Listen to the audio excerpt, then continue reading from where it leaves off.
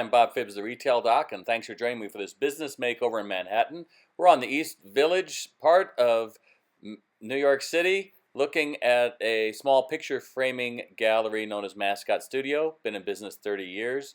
You can see a bunch of artwork and knickknacks in a fairly small space located just inside the door. You'll see a lot of artwork, framed and unframed, lighting done by table lamps. There's actually a part missing in the floor that had been filled with rocks at one point. When you went behind to look at the framing area, it was kind of cluttered and had a lot of things. And, you know, like a lot of picture framers, they're kind of pack rats and they keep a lot of things. But the most important thing is that Pete McCaffrey is a great artist, and we couldn't see his work at all. And so as we started talking about the business makeover and Pete got involved in it, we started seeing we could mask off some areas while we worked on it.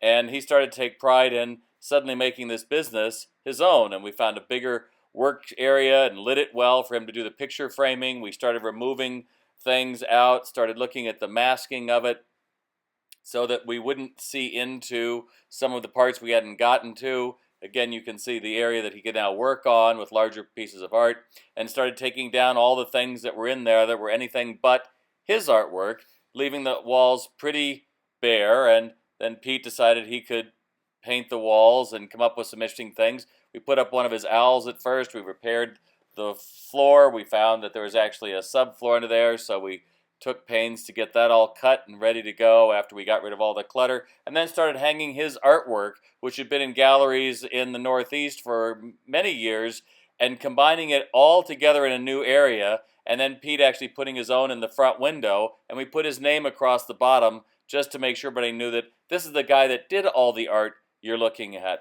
And suddenly this space became alive with great works of art that cost a couple of thousand and up.